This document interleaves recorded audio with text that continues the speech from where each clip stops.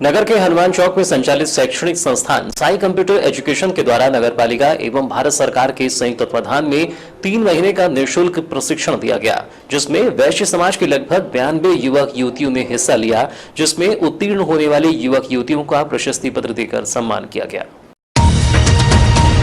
इस दौरान प्रमुख रूप से CSP Anjul Ayank Mishra, Tapesh Asati, Sai computer education के संचालक आशीष मिश्रा, सुभाष गुप्ता, श्रेयांश वैद्य, गौरव माहेश्वरी, अक्षय कांकरिया, सनत जैन, जितेंद्र कांकरिया, राधिका साटी, पूजा अग्रवाल, अनीता अग्रवाल सहित अन्य सामाजिक गण एवं इंस्टीट्यूट के पदाधिकारियों के साथ साथ युवक युवतियां उपस्थित रही।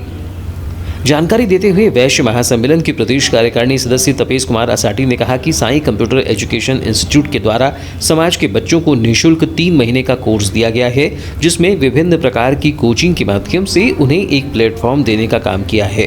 कोचिंग के दौरान जो उनकी परीक्षा हुई, परीक्षा का परिणाम पत्र यहाँ से वितरित किया जा रहा है, जिसमें 92 बच्चों ने भाग लिया।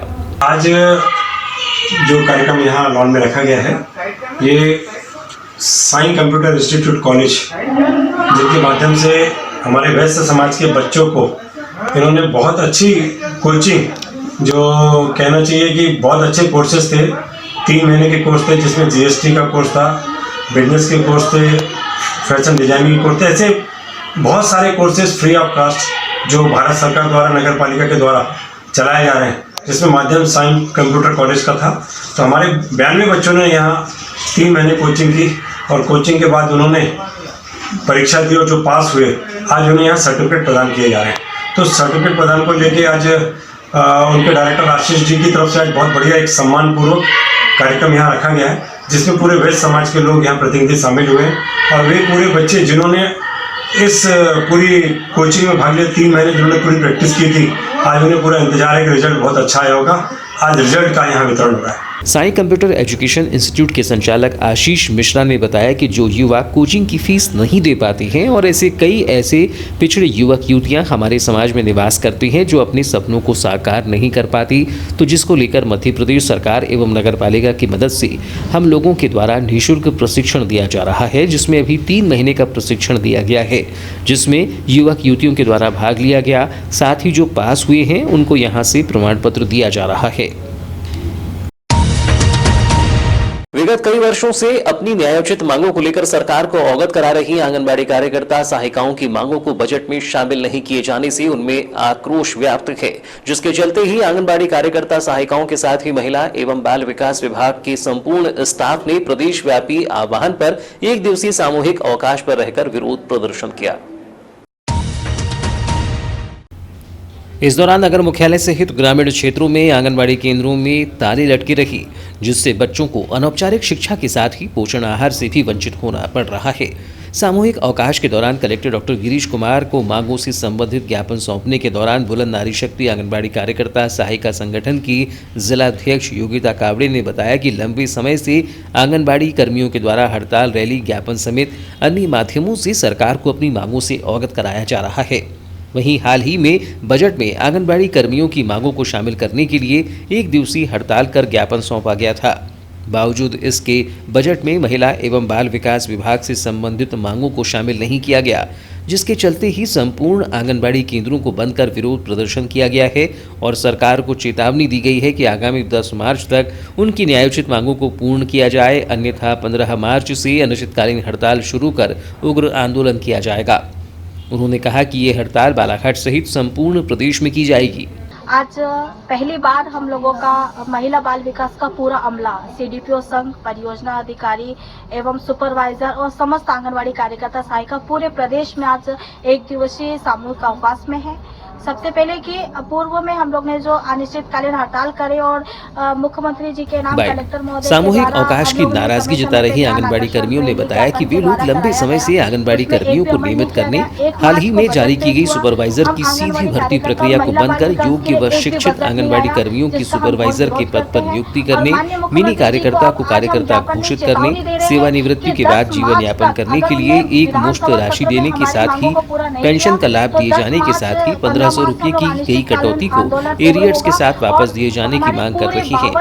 उन्होंने बताया कि हाल ही में लाडली बहना योजना का क्रियान्वयन किया जा रहा है, जिसकी जिम्मेदारी भी आंगनबाड़ी कर्मियों को सौंपी गई है, पर उनकी मांगों को पूरा नहीं किया जा रहा है। हम लोग वोट डालने बिल्कुल भी नहीं जाएंगे। 3 मार्च को शहीद भगत सिंह जिला चिकित्सालय बालाघाट में कैंसर जांच शिविर का आयोजन किया गया। इस जांच शिविर में नागपुर के प्रख्यात medical oncologist doctor Satyam Satyarth एवं cancer surgeon doctor Ramakant Tayde विशेषज्ञों द्वारा कैंसर से पीड़ित मरीजों एवं संभावित मरीजों की निःशुल्क जांच, उपचार एवं आवश्यक सलाह दी गई। बालाघाट जिले में सबसे अधिक ओरल कैंसर, ब्रेस्ट कैंसर के साथ ही बच्चेदानी कैंसर के मरीज सामने आ रहे हैं। ये बातें नागपुर के प्रख्यात medical oncologist doctor Satyam Satyarth व cancer surgeon doctor Ramakant Tayde ने शहीद भगत सिंह जिला अस्पताल में आयोजित कैंसर जांच शिविर के दौरान कही है। उन्होंने कहा कि आयोजित इस कैंसर शिविर का उद्देश्य ही ये है कि ऐसे मरीजों की प्रारंभिक स्तर पर ही पहचान कर उनका उपचार शासकीय आयुष्मान समेत अन्य योजना के तहत उपचार कराकर उनकी जिंदगी को बचाया जा सके। ऑन्कोलॉजिस्ट चिकित्सकों ने बताया कि कैंसर बीमारी को लेकर जिस तरह से जागरूकता की कमी है, इसका उपचार करने से ये और भी बढ़ जाता है, या फिर अन्य अफवाह व डर की वजह से भी मरीज इस गंभीर बीमारी को लेकर जागरूकता नहीं दिखा पाते हैं, जिससे अंतिम स्टेज पर इसका पता लगने से काफ़ी समस्याएं उत्पन्न हो जाती हैं, जिसके चलते ही इस कैंसर जांच शिविर का आयोजन किया गया है।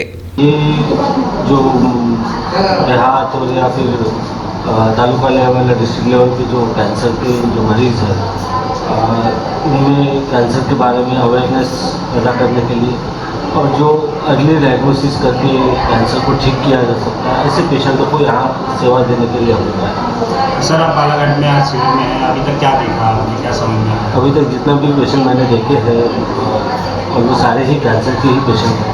कुछ पेशेंट हैं जिनके डायग्नोसिस भी हो चुके हैं, लेकिन उनको रास्ता पता नहीं कि कहाँ ट्रीटमेंट होगी, या फिर जो डर है कैंसर के प्रति उसके कारण अभी ट्रीटमेंट नहीं करते थे। जो डर है कि कैंसर की ट्रीटमेंट करने से कैंसर बढ़ जाता है, उसकी वजह से ट्रीटमेंट नहीं किए, तो ऐसे भी काफ़ी पेशेंट देखे हैं। तो उनको प्रॉपर हमने जानकारी देके समझा है कि प्रॉपर ट्रीटमेंट करने से जो गवर्नमेंट स्कीम्स है उसमें फ्री में अच्छी से अच्छी ट्रीटमेंट मिल सकती है। ये जानकारी का उनको देते हैं। सर, बालाघाट में अभी आपने जिन लोगों को देख रहे हैं तो क्या समझ में आ रहा है, किस प्रकार का कैंसर ज़्यादा देखने को मिल रहा है? इसमें तो अभी तक से जितने देखे मैंने मुंह के कैंसर के पेशेंट काफ़ी देखे हैं, फिर लेडीज़ में ब्रेस्ट कैंसर का भी देखा है, और जो बच्चेदानी के मुख्य द्वार यानी सी सर्विक्स के जो पेशेंट है वो ज़्यादा है। सिविल सर्जन जिला अस्पताल डॉक्टर संजय धबड़गांव ने बताया कि ऐसे मरीज जिन्हें गले में गठान, स्तन में गठान, भोजन निगलने में कठिनाई, मुंह खोलने में कठिनाई, गर्दन में सूजन, मुंह का पूरा नहीं खुलना, लंबे समय तक यौन रोगों की समस्या, लिम्फ नोड की सूजन आदि हों, तो ऐसे मरीज संभावित सस्पेक्ट होते हैं, जिन्हें त्वरित ही अपनी जाँच कराना चाहिए, जिससे कि समय पर उनका उपचार किया जा सके। उन्होंने बताया कि कैंसर जांच शिविर में 100 से अधिक मरीजों का पंजीयन किया गया है, जिनमें से अधिकतर मरीज ओरल कैंसर, ब्रेस्ट कैंसर व बच्चेदानी कैंसर से संबंधित मिले हैं। ये कैंसर का अमेरिकन ऑन्कोलॉजी इंस्टीट्यूट जो है नागपुर में, उनके ऑन्को सर्जन और ऑन्को फिजिशियन जो है वो आए हुए हैं, और कैंसर का एक स्क्रीनिंग कैंप हमने यहाँ रखा हुआ है। तो उसमें से वो लोग अभी पेशेंट्स की जांच करेंगे, और जो भी कैंसर से संभावना जिसमें है या जो कैंसर के पेशेंट है ऑलरेडी उनको चिन्हित करेंगे, और उसके बाद आगे उपचार के लिए हम सरकार के थ्रू जो योजनाएं चलती है कैंसर के लिए, उनके थ्रू फिर वहाँ पे उनको भिजवाएंगे। आज शिविर में बात करें तो अभी तक कितने शिविर मरीजों का पंजीयन हो गया है? अभी पंजीयन तो चल रहा है अभी फिलहाल, और अभी थोड़ा सा मैं अभी जानकारी पूरी नहीं है प्राप्त हुई है, क्योंकि अभी तो 1 बज रहा है, अभी शाम तक चलेगा वो प्रोग्राम। तो टोटल शाम को हम आपको पूरा फिगर दे सकते हैं कि कितने मरीज आए थे और कितने। जिले की बात करें तो अपने कैंसर का स्थिति क्या है, क्या ग्राफ देखो बढ़ा हुआ है? जिले में ऐसा ग्राफ बढ़ा हुआ अपन ऐसा कह नहीं सकते, बट हाँ हमारे यहाँ कीमोथेरेपी चल रही है, और करीबन 140 रजिस्टर्ड हमारे पास पेशेंट हैं जिनकी कीमोथेरेपी हम लोग कर रहे हैं यहाँ पे। तो वो टाइम टू टाइम जब भी उनका आता है तो उनको कीमोथेरेपी रहती है। बालाघाट कीमोथेरेपी के लिए, कैंसर के ड्रग के लिए 2-3 डिस्ट्रिक्ट का एक इंस्टीट्यूट है, यहाँ से हम बाकी छिंदवाड़ा, सिवनी, इन लोगों को फिर कैंसर के ड्रग यहाँ से दिए जाते हैं। सर, बालाघाट जिले की बात करें तो कैंसर को लेके किस तरीके की स्थिति है, क्या है यहाँ पे, किस प्रकार का कैंसर ज़्यादा देखने को मिलता है? देखो, सबसे ज़्यादा कॉमन तो ओरल कैंसर है, दूसरा ब्रेस्ट कैंसर है। ये सब जगह यूनिवर्सल है, सब जगह कॉमन है। और महिलाओं के लिए भी जो है, तो इसलिए बीच बीच में महिलाओं की भी जांच के कैंसर स्क्रीनिंग कैंप भी रखे जाते हैं। उनके भी पैप स्मीयर लेके, सर्वाइकल स्मीयर लेके उनकी भी जांच की जाती है। और ब्रेस्ट कैंसर के लिए बीच में अभी और IMA के थ्रू भी हम लोगों ने रखा था, तो उसमें मेमोग्राफी वगैरह भी लिया था कि जल्दी से जल्दी कैंसर का पता लगाया जा सके, ताकि उनका इलाज उचित समय में होगा तो मरीजों को ज़्यादा लाभ होगा उसका। बताया गया कि चिन्हित मरीजों का चयन कर इन्हें शासन से अधिकृत अस्पतालों में उपचार के लिए भिजवाया जाएगा, जिनका शासन की विभिन्न योजनाओं के तहत उपचार करवाया जाएगा, जिससे कि ये मरीज सुखद जीवन जी सकें और उन्हें आर्थिक परेशानियों का सामना भी न करना पड़े। विश्व श्रवण दिवस के अवसर पर 3 मार्च को शहीद भगत सिंह जिला चिकित्सालय में संचालित DIC में जन्मजात श्रवण बाधित बच्चों के लिए शिविर का आयोजन किया गया। आयोजित शिविर में जन्म से श्रवण बाधित बच्चों की जांच कर उनका उपचार के लिए चिन्हांकन किया गया। आयोजित शिविर के दौरान मुख्य चिकित्सा एवं स्वास्थ्य अधिकारी डॉक्टर मनोज पांडे ने निरीक्षण कर वहां की व्यवस्थाओं का जायजा भी लिया। शिविर के दौरान सिविल सर्जन डॉक्टर संजय धवड़गांव ने जानकारी देते हुए बताया कि विश्व श्रवण दिवस, जिसकी मुख्य theme year and hearing care for all, let's make it reality है। उन्होंने बताया कि विश्व श्रवण दिवस पर जांच शिविर के साथ ही समुदाय एवं संस्था स्तर पर श्रवण संबंधी जानकारी, बचाव एवं रोकथाम के संबंध में गतिविधियां आयोजित की गई हैं। उन्होंने बताया कि जांच शिविर में मरीज की श्रवण बाधित होने की पुष्टि होने पर उनका उपचार किए जाने के साथ सामग्री का वितरण किया जाएगा, जिससे कि ऐसे बच्चे भी समाज के साथ कदम से कदम मिला सकें।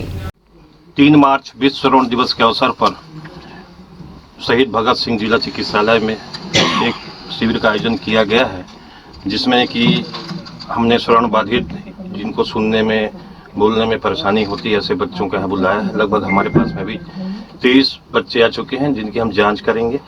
जांच करने के बाद में हम इसमें जांच की जाएगी। जांच करने के बाद में अगर हमको लगेगा तो हम उनको हियरिंग एड प्रदान करेंगे, और ऐसा लगेगा कि ये बच्चा कॉक्लियर ट्रांसप्लांट के लिए फिट है तो फिर हम उसको आगे भेजेंगे। नाक कान गला रोग विशेषज्ञ जिला चिकित्सालय डॉक्टर विशेष नाग ने जानकारी देते हुए बताया कि विश्व स्वास्थ्य संगठन अनुसार भारत में बहरेपन का प्रेवलेंस 6.3% है। इतनी बड़ी जनसंख्या में श्रवण बाधित होने के कारण शारीरिक, मानसिक और आर्थिक रूप से कमजोर व्यक्ति कमजोर होता है। श्रवण संबंधी समस्या की सही समय पर पहचान कर बधिरता को प्रारंभिक उपचार, हीरिंग एड, स्विच थेरेपी एवं ऑपरेशन के माध्यम से रोका जा सकता है। इससे होने वाली विकलांगता को 50% तक कम किया जा सकता है। 3 मार्च को कोतवाली थाना क्षेत्र अंतर्गत वार्ड क्रमांक 6 चित्रगुप्त नगर स्थित पंचमुखी हनुमान मंदिर के समीप निवासरत एक 24 वर्षीय युवक ने फांसी लगाकर अपनी यह लीला समाप्त कर ली। घटना की जानकारी लगने पर पुलिस ने मौके पर पहुंचकर पंचनामा कार्यवाही पूर्ण कर शव को PM के लिए भेजा, जहां से शव परिजनों को सौंप दिया गया। पुलिस ने मर कायम कर मामले की जाँच प्रारंभ कर दी है। जानकारी के अनुसार 3 मार्च को करीब 12 बजे ये घटना उस समय हुई जब मृतक 24 वर्षीय युवक गौरांश श्रीवास्तव अपने घर में अकेला था। इस दौरान मृतक ने अपने घर के कमरे में पंखे में चुनरी बांधकर फांसी लगा ली। परिजनों को भनक लगते ही वे तुरंत ही घर पहुंचे और चुनरी काटकर इस युवक को नीचे उतारा और एम्बुलेंस से जिला अस्पताल लाए, किंतु चिकित्सक ने उसे मृत घोषित कर दिया। इस युवक द्वारा रुपये के लेन देन को लेकर फांसी लगाकर आत्महत्या किए जाने की संभावना व्यक्त की गई है। हालांकि मामला जांच का विषय है। फिलहाल पुलिस ने मर कायम कर मामले को विवेचना में लिया है। सब कोई बाहर का टेंशन था, बता रहा था कि किसी से कुछ पैसों का लेन देन है, 50,000 रुपये, किसी को कुछ एक तारीख तक नहीं दिया या फिर कुछ डेट थी उस तारीख तक नहीं दिया तो घर में मुसीबत आ जाएगी। सर तो नाम वाम कुछ पता है? सर नाम वाम अभी कुछ नहीं पता सर। पुलिस से दरख्वास्त है कि वो पूरी कार्रवाई करे, सच्चे दिल से कार्रवाई। आज कैसी हुई? आज जो फांसी लगाया कैसे लगाया? वो घर कहाँ गए थे? सर घर वाले सब अपने अपने काम से गए थे। दीदी स्कूल पढ़ाती हैं, मैं अभी कहीं ट्रेनिंग चल रही है मेरी, मैं ट्रेनिंग पे गया हुआ था। सर छोटे भाई से बात हुई तो छोटे भाई को उसने बोला कि मैं कहीं दूर जा रहा हूँ, जहाँ से वापस नहीं आऊँगा। तो हम लोग ने मजाक सोचा कुछ देर के लिए। फिर घर जाकर देखे, दीदी लोग ने दरवाज़ा तोड़कर देखे तो ये कंडीशन मिली। फिर उसको लटका हुआ मिला। चुनरी से? सर चुनरी से, पतले से कपड़े से, उसको काट के निकाले हैं सर। पंखे में? पंखे में, हाँ सर।